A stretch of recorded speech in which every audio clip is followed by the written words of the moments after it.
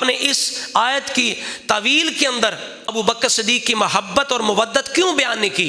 آئیے میں آپ کے سامنے امام فخر الدین رازی رحمۃ اللہ علیہ کی تعویل پیش کرتا ہوں، اور اس تعویل کو چھپایا کیوں گیا، یہ میرا شکوہ ہے علماء اہل سنت سے، خطباء اہل سنت سے، جو ابھی میں بیان کرنے لگا ہوں۔ امام فخر الدین رازی رحمۃ اللہ علیہ نے بیان کی اسی آیت کے تحت، آپ فرماتے ہیں قولہ الا المودۃ فی القربى، فرماتے ہیں فیہ منصب عظیم للصحابہ، کہ اس کے اندر صحابہ کا حصہ موجود ہے، منصب موجود ہے، اس انہ تعالی قال والسابقون السابقون اولئک المقربون، کہ وہ جو سابق ہیں وہی مقرب ہیں۔ تو والسابقون الاولون من المہاجرین والانصار، اور ابو بکر سب سے سابق ہیں، ابو بکر پہلے اسلام لانے والے ہیں۔ فرماتے ہیں کہ فَكُلُّ مَنْ أَطَاعَ اللَّهَ كَانَ مُقَرَّبًا عِنْدَ اللَّهِ تعالی، فرماتے ہیں جو بھی اللہ کا مقرب ہے، آل و صحاب کی محبت یا قرب خدا کی کیا شان ہے، وہ تو بڑی بلند ہے، لیکن قیامت تک حضور کا جو امتی بھی اللہ کی اطاعت کرے گا وہ اللہ کے ہاں مقرب ہوگا۔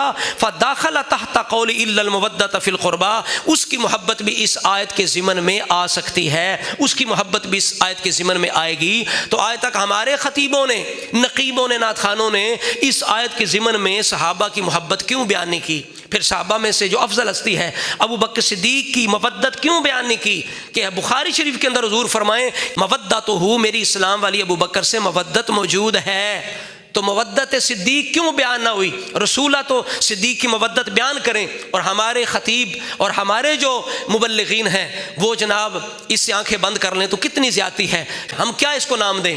رفضیوں کی نقل نہ کہیں تو۔ اب دیکھیے امام فخر الدین رازی آگے کیا فرماتے ہیں، فرماتے ہیں والحاصل ان هذه الآیۃ تدل علی وجوب حب آل رسول اللہ و حب صحابہ، فرماتے ہیں حاصل یہ ہوا، یہ آیت حضور کی آل کی محبت کو واجب کرتی ہے، حضور کے صحاب کی محبت کو بھی واجب کرتی ہے۔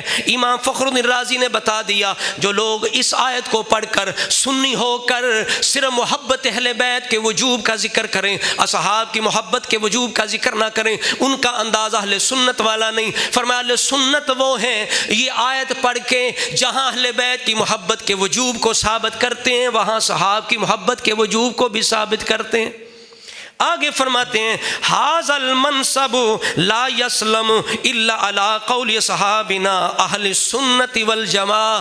امام فخر الدین رازی نے اہل سنت نام لا کر واضح کر دیا، اہل سنت وہ نہیں جو صرف آل کی محبت کی بات کریں، صحاب کی محبت کی بات نہ کریں۔ فرمایا یہ قول صرف وہ تسلیم کرے گا، اس پہ وہی ٹھہر سکتا ہے جو اہل سنت و جماعت ہے۔ الذین جمعوا بین حب العطرۃ والصحابۃ، کیونکہ اہل سنتی وہ ہیں جنہوں نے حضور کی اہل بیت کی محبت بھی جمع کر لی، حضور کے صحاب کی محبت بھی جمع کر لی۔